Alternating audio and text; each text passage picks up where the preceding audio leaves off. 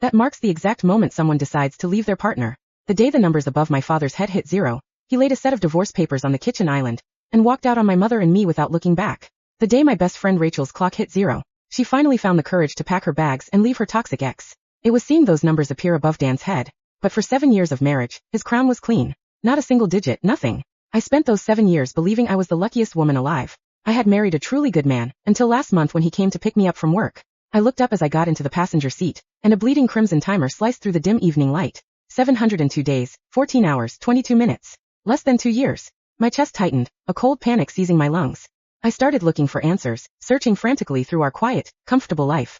Had I done something wrong? Had his heart wandered? And then came the storm. We were parked outside his office building when we ran into his new intern, Lexi. She was drenched to the bone. But her smile was brilliant, radiant against the gray afternoon. Dan handed her a napkin. His face an unreadable mask of professional detachment. But in that exact microsecond, the numbers above his head flickered and plummeted. 327 days, 4 hours, 47 minutes. A drop of over 300 days. The roar of the rain was deafening. But in that silence, I knew I had found my answer. And Nancy, I am so sorry. The weather is insane and I couldn't get an Uber to save my life. The car door flew open. A gust of wet wind whipped into the cabin, spraying the leather seats. Lexi shook her umbrella and slid into the back seat, bringing a wave of damp, humid air with her. Her white chiffon blouse clung to her skin and her dark hair dripped onto her shoulders. She looked like a drowned rat, yet she was glowing. Dan's hands remained on the steering wheel. He didn't turn around. He simply reached into the center console, pulled out a handful of tissues and stretched his arm over my shoulder, offering them to the back. Dry off, he said, his voice carrying that warm, familiar kindness. You'll catch a cold. Lexi took them, her fingers deliberately brushing his knuckles. She didn't flinch. Thanks, Dan. I knew you always looked out for us poor struggling interns, she giggled, entirely devoid of the deference usually reserved for a CEO. Dan pulled his hand back, his thumb lightly tracing the leather of the steering wheel. It's not easy for a young girl running sales calls in this city. I sat in the passenger seat staring at the windshield. The wipers slammed back and forth, dragging heavy sheets of water across the glass. And right when Dan uttered that soft, empathetic phrase, not easy, the red numbers above his head shifted again. The crimson light flashed, dropping from 327 days, 4 hours, 47 minutes to 289 days, 10 hours, 12 minutes. Just like that, a month of our remaining marriage evaporated because of a single puff of cheap empathy. I closed my eyes, a dull ache blooming in my stomach. Is the AC too high? Dan asked. Suddenly, I opened my eyes thinking he was speaking to me. I was about to say I was fine, when a sneeze echoed from the back seat. A little, Lexi said, her voice shivering. My clothes are soaked. The air vent is blowing right on me. Dan looked down at the console, turning the temperature dial up 3 degrees. Then his eyes fell on the cashmere throw draped over my lap. It was a blanket I'd kept in the car for chilly evenings. Nancy, he said softly, give Lexi the blanket. She's shivering. Without a word, I lifted the blanket and passed it back. Oh thanks, Nancy. Lexi wrapped herself in it. You're so sweet. Dan is incredibly lucky to have you, she sniffed, letting out a satisfied sigh. I looked up at his head. 260 days, 5 hours, 8 minutes. Another 29 days gone. Dan flicked the turn signal straight. I watched the flashing green arrow on the dashboard. Aren't we going to dinner? My voice was quiet, almost lost to the storm. Dan pressed the brakes and offered a fleeting apologetic look. The storm is too bad, Nancy. Her neighborhood isn't safe for a girl to walk alone at night, especially drenched like this. Let's drop her off first. We can do dinner afterward. They only hold our table until 8. It's already 7:30. Dan's brow furrowed. Nancy, she's my employee. I can't leave her stranded in a deluge. It's just a dinner. If we miss it, I'll take you out tomorrow to make up for it. He spoke with such absolute righteousness. In his mind, his actions were rooted in pure benevolence. Therefore, any objection on my part was merely a childish tantrum. From the back, Lexi leaned her head forward. Dan, honestly, you can just drop me at the subway station. I don't want to get in the way of your anniversary. Her tone was dripping with sincerity, but we both knew there wasn't a subway station for miles. Dan's frown deepened. Don't be ridiculous. You're not navigating the subway in this weather. The light turned green. Dan stepped on the gas and the car surged straight through the intersection, leaving the quiet romance of the French restaurant behind us. The numbers flickered. 201 days, 2 hours, 30 minutes. Thanks, Dan, Lexi murmured. It was past 8:30 by the time we dropped her off. The rain had only intensified, turning into a relentless downpour. Dan parked in our apartment's underground garage and cut the engine. He unbuckled his seatbelt and reached over to unclip mine. I'm sorry, Nancy. His hand brushed against my collarbone, his skin radiating warmth. Tomorrow I'll cancel all my meetings. I'll take you back to that restaurant, okay? I stared at him. After 7 years of marriage, his face was still the most familiar thing in my world. Still handsome, still soft. But the glowing red numbers above him were blinding. 198 days, 11 hours, 45 minutes. I unbuckled myself and opened the car door. It's fine. I'm tired. I just want to go upstairs. We didn't speak for the rest of the night. When I stepped out of the shower, my head felt heavy and my throat burned. The cold draft in the car had caught up with me. Dan walked out of the kitchen carrying a glass of warm water. Seeing my pale face, he immediately came over and pressed the back of his hand to my forehead. You're burning up, he said, his brows knitting together. Did you catch a cold in the car? He guided me to the sofa. His touch is gentle, as if I were made of glass. He fetched the medicine box, pulled out fever reducers, and went back to the kitchen to brew some lemon ginger tea. Take this first. He placed the pills in my hand, and watched me swallow them. I'll make you some hot soup. Go lie down in bed. I leaned back against the pillows listening to the familiar sounds drifting from the kitchen, the rhythmic chop of ginger, the clink of metal, the soft boil of water. This was the man I married. He had never raised his voice, never mistreated me, never withheld affection. He was the husband who would fuss over me when I was sick, who would show up with an umbrella in a storm. He was flawless. And that was exactly how I had allowed myself to be slowly anesthetized by 7 years of quiet domestic bliss, until the clock appeared. Dan walked into the bedroom, carefully placing a mug of steaming tea on the nightstand. Let it cool down a bit before you drink it. He sat on the edge of the mattress and took my hand. Are you still mad at me? He smiled, gently rubbing my knuckles. I promise you, I just felt sorry for her. She's young and struggling. You're the only one in my heart. I looked at him. Was I? I looked at the numbers 198 days, 10 hours, 20 minutes. The timer hadn't budged. His guilt, his tenderness, his soft promises, none of it bought us even a single extra second. I closed my eyes and quietly pulled my hand from his grasp. I'm not mad. Right then his phone rang, shattering the quiet of the bedroom. Dan hesitated, picking up the device from the nightstand. The screen lit up with Lexi's name. He glanced at me, his eyes shifting slightly instead of declining. He pressed answer and put it on speaker. It was his favorite way of proving he had nothing to hide. Dan, Lexi's voice came through, trembling and thick with tears. What's wrong? Dan's voice tightened instantly. My roommate locked me out, she sobbed. The sound of heavy rain roaring in her background. I was in the shower and realized I forgot a towel. I stepped out into the hallway wrapped in one, and a draft slammed the door shut. My keys and phone are inside. I'm calling from the corner store downstairs. Dan, I'm so sorry. I didn't know who else to call. Dan stood up so fast, his chair scraped against the floor. Stay in the store. Do not go anywhere. Panic was palpable. I'm coming. He hung up and immediately reached for his jacket on the hanger. Nancy, Lexi has an emergency. I have to go, he said, throwing the jacket over his shoulders. I leaned against the headboard watching him. It's pouring out there. I know. And I have a fever. His movements paused. He walked back to the bed, reaching out to stroke my cheek. You took the medicine. Just sleep, okay? You'll feel better in the morning. Standing outside in a towel, Nancy, if I don't go, something terrible could happen. His voice carried the weight of a soldier heading to the front lines. Wait for me. I'll be back as soon as I can. With that, he turned and strode out of the bedroom. The front door clicked shut. I looked at the mug of ginger tea still radiating heat on the nightstand. Then I looked at the empty space where he had just stood. The crimson numbers seemed to bleed into the dim room. 120 days, 8 hours, 15 minutes. Okay, I whispered to the empty room. I'll wait. My fever broke the next morning. But my throat was raw and my voice was entirely gone. Dan hadn't returned. At 6 in the morning, a text from him popped up. Her landlord was unreachable. I checked her into a motel nearby to get her out of the cold. Just got to the office. Make sure you take your meds. I stared at the words motel nearby. I didn't think they had slept together. Dan had his boundaries, his moral codes. The mere sight of those words made my chest ache. By 4 in the afternoon, the sky had gone completely black. The rain fell in heavy, punishing sheets. I drove out to my mother's old cottage in the valley. It was the only piece of her she had left me, filled with boxes of her old journals and childhood photo albums. Property manager had called to tell me the basement was flooding. I spent 2 hours wading through freezing muddy water, hauling heavy plastic bins up to the main floor. By the time I finished, my clothes were soaked, my hands were raw, and my body was shaking from the cold. The drive back, taking a quiet side road, the engine sputtered and died. The water on the road had been deeper than I realized, flooding the exhaust. There were no streetlights, only the violent drumming of rain on the roof of my dead car. I pulled out my phone. The battery was at 15%. I dialed Dan's number. After 7 years, it was still my reflex when the world fell apart.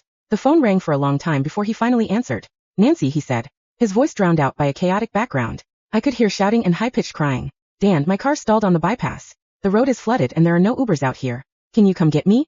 I gripped the steering wheel, my fingers stiff with cold. There was a beat of silence on the line. Then Lexi's hysterical screams pierced the speaker. I can't fix this. I don't have that kind of money. Just let me jump. I'll just jump. Dan's voice instantly turned sharp and frantic. Get away from the ledge. What are you doing? Then I spoke rapidly into the receiver. Nancy, Lexi made a massive mistake on a client account. She's hysterical and threatening to jump from the office roof. I can't leave her right now. He paused, his voice dropping slightly. Call a tow truck or take a cab. I'll pay for it. I have to go. The line went dead. I stared at the black screen of my phone. The air inside the car felt colder than the floodwater outside. I didn't try to call him back. I didn't call a tow truck. I pushed the door open and stepped into the storm. The rain blinded me instantly, soaking through my clothes in seconds. I walked along the shoulder of the road, wading through ankle-deep water, keeping my eyes fixed on the distant glow of the main highway. It took me nearly an hour to cover the 2 miles to a small diner where I finally managed to hail a cab. It was past 10 when I got back to our apartment. The unit was pitch black. I didn't bother turning on the lights. I walked into the bedroom, pulled my suitcase from the closet, and began to pack. I took only my clothes and a few personal items. The jewelry, the designer bags, everything Dan had bought me over the years remained perfectly arranged in their places in the study. I booted up the computer, printed a document and sat at the desk. I signed my name at the bottom of the final page, Nancy Cross. My signature was clean, steady, without a hint of hesitation. I placed the papers on the kitchen island, placing his spare key directly on top of them. I wheeled my suitcase out of the home we had shared for 7 years. As the door clicked shut behind me, the hollow ache in my chest finally went numb. At dawn the next morning, Dan unlocked the front door, his face pale with exhaustion. He had spent the entire night talking Lexi down and driving her back to her apartment. Nancy, I'm home, he called out, kicking off his shoes. Silence greeted him. Frowning, he flicked on the living room lights. His eyes locked onto the white sheets of paper sitting on the kitchen island. He walked over and picked them up. The words divorce agreement stared back at him. His breath hitched, his chest tightening as his eyes fell on her neat signature at the bottom. And in that exact moment, the glowing red numbers above his head began to flicker violently. 89 days, 12 hours, 0 minutes, 5 minutes. The digits blurred, spinning backward before solidifying. 125 days, 7 hours, 30 minutes. For the first time in my life, the clock had moved backward. Dan stared at the numbers in stunned silence. They had gone up. His fingers tightened around the papers. No. For 7 years, he'd never noticed the timers. Most people couldn't see their own. They only saw everyone else's. So he had no idea one had appeared above his head a month ago, or that every decision involving Lexi had carved away pieces of his marriage. Now for the first time it had reversed. Because Nancy had decided to leave. His phone slipped from his hand. He called her. Once. Twice. 10 times. Each call went straight to voicemail. 3 hours later he was sitting outside my mother's cottage. He had guessed. It was the only place I could have gone. I opened the door but didn't invite him inside. He looked terrible. Dark circles under his eyes. Rain-soaked hair. The divorce papers clutched in one hand. Nancy. His voice cracked. I didn't cheat. I know. I never loved Lexi. I know. I only wanted to help her. I know. Each answer seemed to hurt him more. Then why? I finally looked up. Above his head. 124 days. The clock was still falling. Slowly. 1 minute at a time. Because even now, he still didn't understand. You keep saying you wanted to help her. You've never once asked who helped me. He froze. The night I had a fever. You left. The next day my mother's house flooded. His expression shifted. My car died. I called you. You told me to find a cab. Every sentence landed like another stone. I walked through floodwater for almost an hour. You never asked whether I got home safely. Silence. I was with Lexi because. I know why. I interrupted softly. You thought she needed you more. His lips parted. But every single time. You decided I could wait. His shoulders sagged. I never meant. I know. That was the tragedy. He never meant to. People imagine marriages ended because of betrayal, affairs, violence, cruel words. Sometimes, they ended because one person quietly became everyone else's hero, while expecting their spouse to survive on leftovers. Dan lowered himself onto the porch steps. I can change. I smiled sadly. You're already changing. He looked confused. I pointed upward. He instinctively looked at the timer. 123 days. It went down. Every time you defend yourself instead of understanding me. It keeps falling. His face drained of color. For the next month, he tried. Flowers appeared every morning. Letters. Voicemails. Meals left outside the cottage. He attended therapy. Delegated Lexi to another manager. Blocked her personal number. For the first time in years, he started saying no. Whenever someone asked him to rescue them. Whenever someone expected him to sacrifice his family for their crisis. His timer climbed. 126 days. Hope returned to his eyes. Then one afternoon, his phone rang. An unknown number. He answered. Mr. Cross. It was a police officer. There has been an accident involving one of your employees. Lexi. She had been hit by a car while crossing the street. She wasn't dead. Just injured. Dan stood frozen. The old Dan would have rushed straight to the hospital. Instead, he looked at the calendar. Today was the first lunch Nancy had agreed to have with him since the separation. He looked up. 171 days. 170. 169. The timer immediately began dropping. He closed his eyes. Then, he did something he had never done before. He called human resources. Please send someone from the company. I'm unavailable. He hung up. The timer stopped. Then, 171 days. He laughed. A broken, relieved laugh. For the first time, he had chosen his wife first. When he arrived at the restaurant, I was already waiting. He sat down quietly. I almost didn't make it. I know. His eyes widened. You knew. I got the same call. My cousin works at your company. Silence. What did you do? I sent HR. I looked up. Above his head. 173 days. For the first time in over a month, the number felt steady. I smiled faintly. Good. Neither of us mentioned reconciliation. Not yet. Some things couldn't be repaired with apologies. Only with choices. Repeated. Again. And again. For the first time since the crimson timer appeared, the future wasn't counting down toward an ending. It was waiting to see whether he would keep earning another day. The lunches became a routine. Every Wednesday, two people sitting across from each other, talking about everything they had stopped saying during 7 comfortable years of marriage. Sometimes we talked for an hour. Sometimes only 15 minutes. When there was nothing left to say, we simply stood up and left. The timer kept changing. 175 days.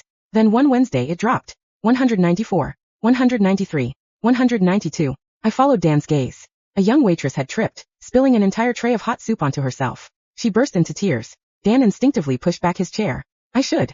He stopped. Not because he wanted to ignore her, because he finally understood the difference. Someone else was already helping. The restaurant manager rushed over with towels. Another waiter called for the first aid kit. Dan slowly sat back down. The timer steadied. 193 days. It climbed back to 194. He smiled to himself. I think I finally understand. I raised an eyebrow. You don't have to be everyone's first responder. Months passed. We weren't back together.